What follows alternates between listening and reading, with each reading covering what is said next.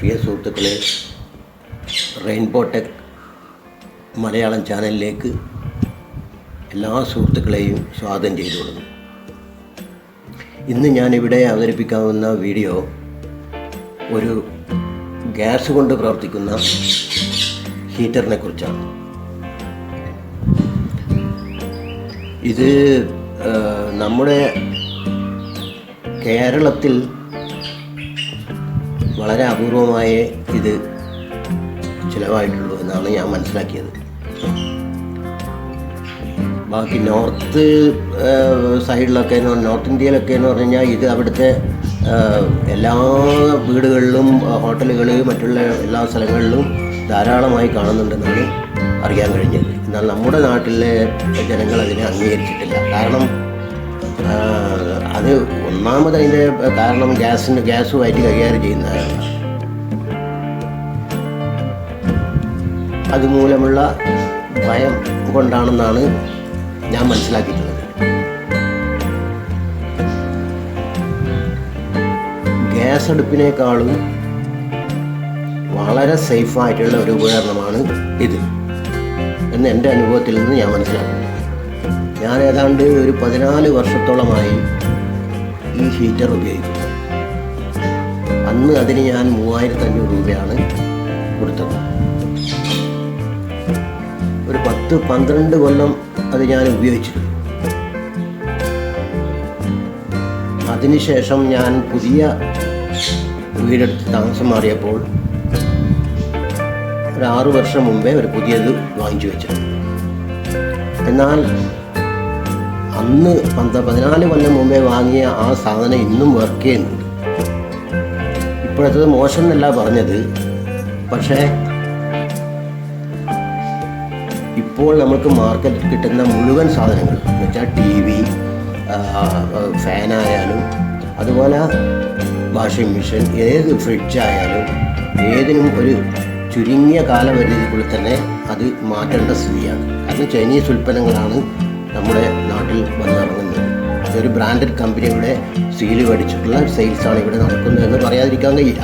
കാരണം 14 വർഷം ഉപയോഗിച്ച 10-15 വർഷം ഉപയോഗിച്ച TV ഇന്നും വർക്ക് ചെയ്യുന്നുണ്ട്. 45 കൊല്ലം മുമ്പേ എൻ്റെ തറവാട്ടിൽ വാങ്ങി വെച്ച ഒരു ഉഷയുടെ ഫാനുണ്ട്. അത് ഇന്ന് വരെ അത് ഓപ്പൺ ചെയ്യേണ്ടി വന്നിട്ടില്ല. ഇപ്പോഴും അത് സുഖമായി പ്രവർത്തിക്കും. എന്നാൽ ഉഷയുടെ കഴിഞ്ഞ കൊല്ലം വാങ്ങിയ ഒരു ഒരു ഫാന് 1 വർഷം കൊണ്ട് തന്നെ അത് കാണാൻ. അപ്പോൾ അതിൻ്റെ അന്നത്തെ ക്വാളിറ്റിയിലുള്ള വ്യത്യാസം ഞാൻ പറഞ്ഞ എന്തിനാന്ന് പറഞ്ഞാൽ, ഈ പറയുന്ന ഉപകരണം ഞാൻ 6 വർഷം മുമ്പേ വാങ്ങിയതാണ്. അതിനിടയിലൊന്നും ഒരു പ്രശ്നം ഉണ്ടായിട്ടില്ല. ഇപ്പോൾ ഒരു 2-3 മാസം മുമ്പേ പെട്ടെന്ന് അത് വർക്ക് ചെയ്യാതാവുക എന്ന് പറയുമ്പോൾ അതിനുള്ള ചെറിയ കമ്പോണൻസിൻ്റെ പ്രശ്നമാണ് അത് ഉണ്ടായത്. ഞാൻ അതേക്കുറിച്ച് അതിൻ്റെ ഇൻറ്റീരിയർ സെക്ഷനും എല്ലാം മനസ്സിലാക്കിയതും അതുകൊണ്ട് അത് ഞാൻ തന്നെ സർവീസ് ചെയ്ത് ഇപ്പോൾ കുഴപ്പമൊന്നുമില്ല, അത് നന്നായി വർക്ക് ചെയ്യുന്നു. അപ്പോൾ അന്നത്തെ സാധനവും ഇന്നത്തെ സാധനവും തമ്മിലുള്ളൊരു ഡിഫറൻസ് പറഞ്ഞു എന്നേ ഉള്ളൂ. അപ്പോൾ നമുക്ക് അതിൻ്റെ ഇതിനെക്കുറിച്ച് മനസ്സിലാക്കാം. ഇതാണ് ആ സാധനം. ഇത് ഗ്യാസിൽ പ്രവർത്തിക്കുന്നത്.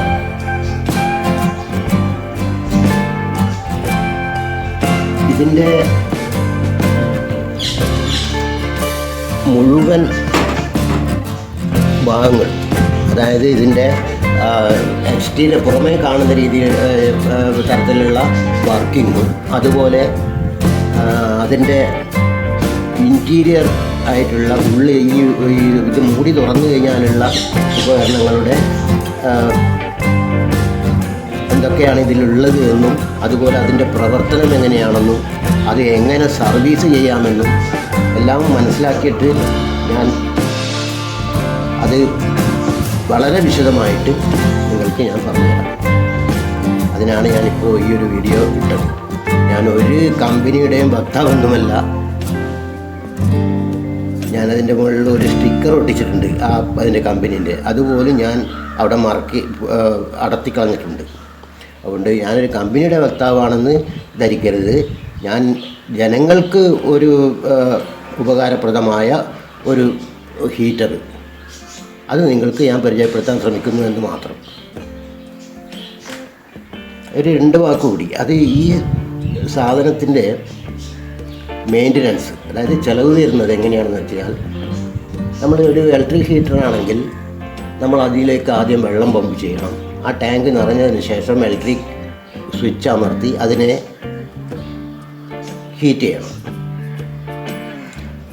അതിന് ചുരുങ്ങിയത് ഒരു 1/4 മണിക്കൂറോ അല്ലെങ്കിൽ 10 മിനിറ്റോ എടുത്തുനിന്ന് വരും. പിന്നെ അതിൻ്റെ വൈദ്യുതി ചെലവ്, അതിൻ്റെ ഉള്ളിലുള്ള കോയിൽ എത്ര വാട്ടിൻ്റെതാണെന്ന് അത് നോക്കിയാലേ പറയാൻ കഴിയും. വളരെയധികം ചിലവുള്ള ഒരു ഇലക്ട്രിക് ഉപകരണമാണ് ഇലക്ട്രിക് ഹീറ്റർ. എന്നാൽ ഗ്യാസ് സിലിണ്ടറിൽ മാത്രം വർക്ക് ചെയ്യുന്നത്, കറണ്ട് ഉണ്ടെങ്കിൽ മാത്രമേ അത് വർക്ക് ചെയ്യുള്ളൂ. ഇതിന് അങ്ങനെയുള്ളൊരു ഭയപ്പാട് വേണ്ട. കാരണം ഗ്യാസിലാണ് വർക്ക് ചെയ്യുന്നത്. ഗ്യാസിൽ വർക്ക് ചെയ്യുക എന്ന് പറയുമ്പോൾ, ഞാൻ ഒരു ഉദാഹരണത്തിന് ഞാൻ പറയാം, 5 മെമ്പേഴ്സുള്ള എൻ്റെ ഫാമിലിയിൽ ദിവസം 1 തവണ വീതം എല്ലാവരും കുളിച്ചാൽ എനിക്ക് വേണ്ടി വരുന്ന ചെലവ് വളരെ തുച്ഛമാണ്. അതായത് 5 പേർ ദിവസേന ഓരോ തവണ കുളിച്ച് കഴിയുമ്പോൾ എനിക്ക് ഒരു സിലിണ്ടർ ചുരുങ്ങിയത് 9-10 മാസം ഒരു സിലിണ്ടർ എത്തും. നിങ്ങളത് അതിൻ്റെ ചിലവ് കാൽക്കുലേറ്റ് ചെയ്ത് നോക്കൂ. 10 മാസത്തെ 300 ദിവസം ഉപയോഗിക്കുമ്പോൾ ഒരു 800 രൂപയോ 850 രൂപയോ എടുത്തൊരു സിലിണ്ടർ വാങ്ങിയാൽ അതിനെ നമ്മൾ ഈ 300 കൊണ്ട് ഹരിച്ചു നോക്കിയാൽ വരുന്നത് 1 point something ആണ്. 1 രൂപയും ചിലവും ചെറിയ ഒരു പൈസയുമാണ് അതിന് വരുന്നതെന്നാണ് എനിക്ക് തോന്നുന്നത്. 2 രൂപ തന്നെ കൂട്ടിക്കോ, അത്രയേ ചിലവ് വരും. അത്രയ്ക്ക് ലാഭകരം. പിന്നെ സമയം എന്ന് പറഞ്ഞു കഴിഞ്ഞാൽ, നമ്മൾ വരുന്നു, കുളിക്കാനായിട്ടാകുമ്പോൾ ബാത്റൂമിൽ കയറുന്നു. ബാത്റൂമിൽ കയറിയ ഉടനെ തന്നെ ഗ്യാസിൻ്റെ വാൾവ് തുറക്കുന്നു. അത് റെഗുലേറ്ററിൻ്റെ നമ്മൾ അടുപ്പിൽ ചെയ്യുന്ന പോലെ തന്നെ റെഗുലേറ്റർ തുറക്കുന്നു, ടാപ്പ് തുറക്കുന്നു. അതിനുശേഷം അപ്പോൾ വെള്ളം ബക്കറ്റിലേക്ക് വരവായി. ഒരു 10 സെക്കൻഡ് കഴിയുമ്പോൾ ചൂടാകാൻ തുടങ്ങും. വെള്ളം ചൂടായി വരും. അപ്പോൾ ആ സമയം കൊണ്ട് നമുക്ക് ഡ്രസ്സ് മാറി, അല്ലെങ്കിൽ വെളിച്ചെണ്ണ തേക്കുന്നവരാണെങ്കിൽ വെളിച്ചെണ്ണ തേച്ച് അപ്പോഴേക്കും നമ്മുടെ വെള്ളം റെഡി. മാക്സിമം വന്നാൽ 2 മിനിറ്റ് അല്ലെങ്കിൽ 3 മിനിറ്റ്. 3 മിനിറ്റ് ഒന്നും വേണ്ട എന്നാണ് എനിക്ക് തോന്നുന്നത്. 2 മിനിറ്റ് കൊണ്ട് തന്നെ സംഗതിയാണ്. നമുക്ക് പാകമായ ചൂടുവെള്ളം അവിടെ വന്നിരിക്കും. അപ്പം മറ്റേ ടാപ്പിൽ നിന്ന് പച്ചവെള്ളവും ഇതിനകത്തേക്ക് ഒഴിച്ച് മിക്സ് ചെയ്ത് നമുക്ക് എത്ര ചൂട് വേണം, ചിലർക്ക് നല്ല ചൂട് വേണ്ടി വരും, ചിലർക്ക് ഒരു വാം വാട്ടറേ വേണ്ടി വരും. അപ്പോൾ 2 മിനിറ്റ് കൊണ്ട് ആകുന്നുണ്ടെന്നാണ് എൻ്റെ കണക്ക് കൂട്ടൽ. 2 മിനിറ്റ് മതിയാവും. ഇനി മാക്സിമം വന്നാൽ 3 മിനിറ്റ് കൂട്ടിക്കോ. എന്നാൽ നമുക്ക് രാവിലത്തെ ഈ അടുക്കളയിലുള്ള ബഹളത്തിൻ്റെയും അതുപോലെ തന്നെ മറ്റ് കുട്ടികളെ സ്കൂളിൽ പോക്കും ഇതിൻ്റെ എല്ലാം തിരക്കിനിടയിൽ എൻ്റെ വെള്ളം ചൂടായോ എന്ന് ചോദിക്കേണ്ട ഒരവസ്ഥ ഉണ്ടാവില്ല. നമുക്ക് തന്നെ ആ വെള്ളം, ആ കുട്ടികളായാലും പ്രശ്നമൊന്നുമില്ല. അവർക്ക് ഗ്യാസിൻ്റെ വാൾവ് തുറക്കാൻ എല്ലാ കുട്ടികൾക്കും ഇപ്പം ഏതാണ്ട് ഒരു 12-15 വയസ്സുള്ള കുട്ടികൾക്ക് അതൊക്കെ അറിയുന്നതാണ്. ഗ്യാസിൻ്റെ വാൾവ് തുറക്കുന്നു, ടാപ്പ് ഓണാക്കുന്നു. ഇതാണ് ഇവിടുത്തെ കാര്യങ്ങൾ. അപ്പോൾ അത്രയും ചീപ്പുമാണ്. സമയലാഭം, വൈദ്യുതി ലാഭം എല്ലാം തന്നെ ഇതിൽ നമുക്ക് ഒതുങ്ങുമെന്നാണ് എൻ്റെ വിശ്വാസം. ഇതിൻ്റെ പ്രവർത്തനം എങ്ങനെയാണെന്ന്, ബാഹ്യമായ പ്രവർത്തനത്തെക്കുറിച്ച് ഞാൻ ഒരല്പം പറഞ്ഞു ഡയഗ്രത്തിലൂടെ വരച്ച് കാണിച്ചെങ്കിൽ മാത്രമേ നിങ്ങൾക്ക് കാര്യങ്ങൾ അത് വെച്ച് കാണിച്ചു തരുമ്പോൾ മനസ്സിലാവുകയുള്ളൂ. അതുകൊണ്ടാണ് ഞാൻ ഇതൊരു റഫായിട്ടൊരു ഡയഗ്രാം വരച്ചിട്ടുള്ളത്. ഒന്നുമില്ല, ഒരു കാര്യമായിട്ടുള്ള ആ പൈപ്പ് ലൈനിൻ്റെ കണക്ഷൻ കൊടുക്കുന്നത് കാണിക്കാൻ മാത്രം. അപ്പോൾ ഇതാണ് ഇത് ഗ്യാസ് സിലിണ്ടർ. ഇതിൽ നിന്നും പോകുന്ന ട്യൂബ് വഴി ഇതിലേക്ക് ഗ്യാസ് പോകുന്ന ട്യൂബാണ് ഇത്. രണ്ടാമതായി ഈ പച്ച നിറത്തിൽ കാണുന്നത് നമ്മുടെ പച്ചവെള്ളത്തിൻ്റെ കണക്ഷനാണ്. അതുപോലെ തന്നെ ചൂടുവെള്ളത്തിൻ്റെത് ഇതും. എല്ലാ വീട്ടിലും ഇതേമാതിരി 2 പോയിൻ്റ് വെച്ചിട്ടുണ്ടാകും. ഗ്യാസ് ഹീറ്റർ അല്ലെങ്കിൽ മറ്റേ ഇലക്ട്രിക് ഹീറ്റർ വെക്കാൻ വേണ്ടി 2 പോയിൻ്റ് ഇട്ടിട്ട് വെച്ചിട്ടുണ്ടാകും. അതില്ലെങ്കിൽ ഇട്ട് വെക്കേണ്ടതാണ്, എങ്കിൽ മാത്രമേ ഇതിൻ്റെ വർക്കിംഗ് നടത്താൻ പറ്റൂ. അത് ചുമരിൽ കൂടി വന്ന് ഈ ഗ്യാസ് ഗീസറുമായി ഇതിന് ബന്ധമില്ല. ഇത് ചുമരിൻ്റെ ഉള്ളിൽ കൂടി വന്നിട്ട് പുറത്തേക്ക് വരുന്നു. ആ ട്യൂബ് ചൂടുവെള്ളത്തിൻ്റെ പൈപ്പ് ഇങ്ങനെയും പച്ചവെള്ളത്തിൻ്റെ പൈപ്പ് ഇങ്ങനെയും ഈ രീതിയിലും ഇട്ടിട്ടാണ് ഉണ്ടാവുക. അപ്പോൾ ഇതിലൂടെ സ്ഥിരമായി പച്ചവെള്ളം ഇതൊക്കെ ട്യൂബാണ്. ഇതിൽ നിന്ന് പോകുന്ന ട്യൂബാണ് ഇത്. ഈ ട്യൂബ് ഇവിടെ ഒരു 2-3 മടക്ക് ആയിട്ട് ആ ട്യൂബ് തിരിച്ച് ഹീറ്ററിലേക്ക് ചൂടുവെള്ളത്തിൻ്റെ പൈപ്പിലേക്ക് കടക്കുന്നു. അതാണ് ഞാനിത് റഫായിട്ട് വരച്ചതാണ്. ഇത് പച്ചവെള്ളത്തിൻ്റെ ട്യൂബാണ്. അതായത് നമ്മൾ ഇതിൻ്റെ പ്രവർത്തനം തുടങ്ങുന്നത് എങ്ങനെയാണെന്ന് വെച്ചാൽ, നമ്മൾ ചൂടുവെള്ളത്തിൻ്റെ ടാപ്പാണ് തുറക്കുന്നത്. അപ്പോൾ നമുക്ക് ഇതിൻ്റെ ഉള്ളിലൊക്കെ നിറഞ്ഞിട്ടുള്ള പച്ചവെള്ളമാണ് ആദ്യത്തെ ഒരു 10 സെക്കൻഡ് 15 സെക്കൻഡോളം വരിക. ആ വെള്ളം കഴിയുന്നതിനോടുകൂടി അത് ഇങ്ങനെ താഴോട്ടേക്ക് ഒഴിഞ്ഞു വരുമ്പോൾ ഇവിടുന്ന് പച്ചവെള്ളം ഓട്ടോമാറ്റിക്കായിട്ട് ഇതിലേക്ക് കയറിക്കൊണ്ടിരിക്കും. ഇതിലൂടെ പച്ചവെള്ളം കയറുന്നു. അതിങ്ങനെ പോയി ഈ ട്യൂബ് വഴി പോയി ഇവിടെ 2-3-4 മടക്ക് വെച്ചിട്ടുണ്ടാവും. അപ്പോഴേക്കും ഇതിൻ്റെ ഒരു ഇലക്ട്രോണിക് സംവിധാനമുണ്ട്. അത് വർക്കായി ഗ്യാസിൻ്റെ ബർണറാണ് ഞാനിതിവിടെ കാണിച്ചിട്ടുള്ളത്, ഈ ചുവപ്പ് ലൈനിലുള്ളത്. അത് ഞാൻ അതിൽ കാണിച്ചു തരാം. പക്ഷേ ഡയഗ്രാം മാത്രം ഒന്ന് ശ്രദ്ധിക്കുക. അപ്പോൾ ഇതിൻ്റെ ഇലക്ട്രോണിക് കമ്പോണൻസ് ഒന്നും ഞാൻ ഇതിൽ വരച്ചിട്ടില്ല, അത് ഞാൻ നേരിട്ട് കാണിച്ചു തരാം. അപ്പോൾ ഇതിലൂടെ പോകുന്ന സമയത്ത് ഈ ബർണർ ഓട്ടോമാറ്റിക്കായി കത്തി ഇതിൻ്റെ ഫ്ലെയിം മുകളിലേക്ക് പോകും.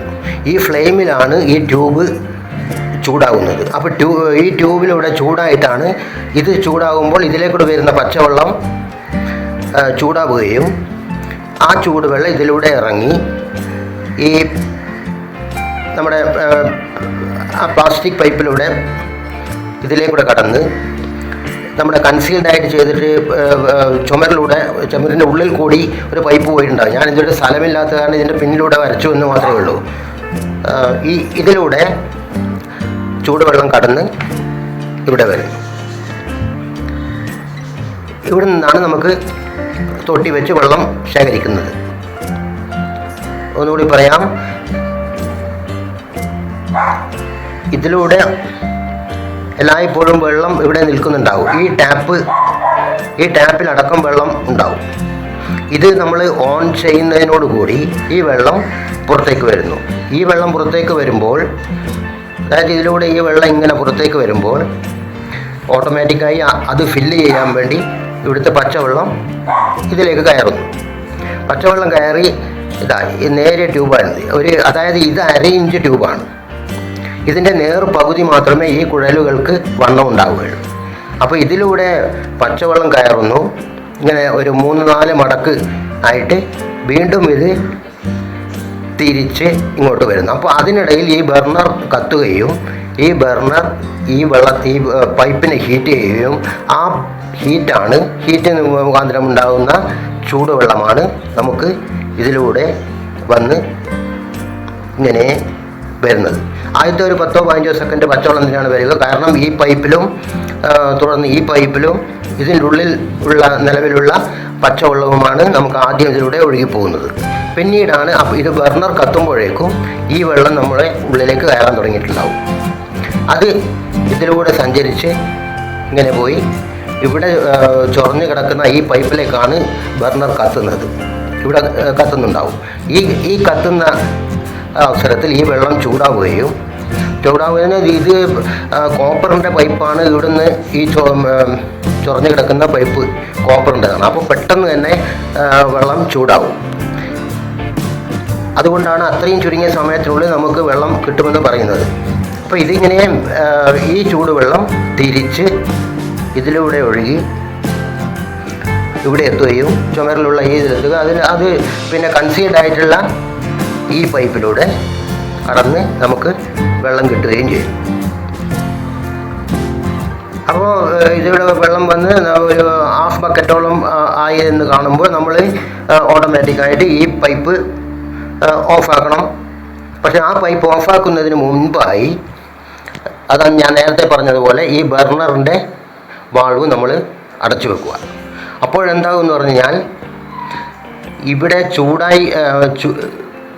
ഇവിടുന്ന് മുതൽ ചൂടായി കിടക്കുന്ന വെള്ളം മുഴുവൻ നമുക്ക് മാക്സിമം ഉള്ള വെള്ളം മുഴുവൻ നമുക്ക് ഇതിൽ കിട്ടുന്നതാണ്. അതൊരു 10-15 സെക്കൻഡോളം ആ ചൂടുവെള്ളം തന്നെ കിട്ടും. ആ ചൂടുവെള്ളം നമ്മൾ കളയേണ്ട ആവശ്യമില്ല. അതുകൂടി എടുത്തതിന് ശേഷം ടാപ്പ് ഓഫ് ചെയ്യുക. അതാണ് ഇവിടെയുള്ള ഈ മെത്തേഡ്. അതുകൊണ്ടാണ് അങ്ങനെ ചെയ്യണമെന്ന് പറയുന്നത്. ആദ്യം ഇത് ഓഫാക്കിയാൽ എന്താ സംഭവിക്കുക എന്ന് പറഞ്ഞു കഴിഞ്ഞാൽ ഈ ട്യൂബ് കംപ്ലീറ്റ് പെട്ടെന്ന് മോശമാകും. കാരണം ഇതിൻ്റെ ഉള്ളിൽ പതക്കുന്ന വെള്ളമാണ് ഇവിടെയും ഈ ഇന്നർ സൈഡിലും ഒക്കെ ഉണ്ടാവുക. അതിലേക്ക് എയർ കടക്കാത്തത് കാരണം ആ ചൂടുവെള്ളം എത്രയോ മണിക്കൂറുകൾ കഴിഞ്ഞ് മാത്രമേ ഓഫാകുകയുള്ളൂ. അതുകൊണ്ടാണ് ഞാൻ പറഞ്ഞത് ഇവിടെ ആദ്യം ഓഫ് ചെയ്യുക, എന്നിട്ട് ആ ചൂടുവെള്ളം മുഴുവൻ നമുക്ക് കിട്ടത്തക്ക രീതിയിൽ എടുത്തു കഴിഞ്ഞാൽ ടാപ്പ് കൂട്ടുക. അതാണ് അതിൻ്റെ ഒരു ശാസ്ത്രീയമായിട്ടുള്ള വശം. നമുക്ക് ഈ ഹീറ്റർ ഒന്ന് വർക്ക് ചെയ്യിച്ച് കാണിച്ചു തരാം. ആദ്യം തന്നെ നമ്മൾ കുളിമുറിക്കാരെ ഉടനെ തന്നെ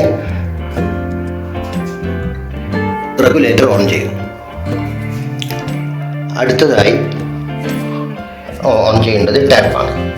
ടാപ്പ് ഓൺ ചെയ്യും. അത് സെക്കൻഡ് കൊണ്ട് തന്നെ നമ്മുടെ ഹീറ്റർ വർക്ക് ചെയ്യാൻ തുടങ്ങി. ഇപ്പോൾ കത്തുന്നത് കാണാം.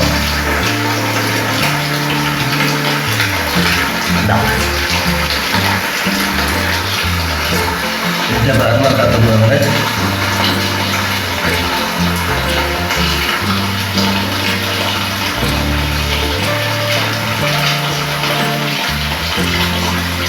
നമുക്ക് ആവശ്യത്തിനുള്ള ചൂടുവെള്ളം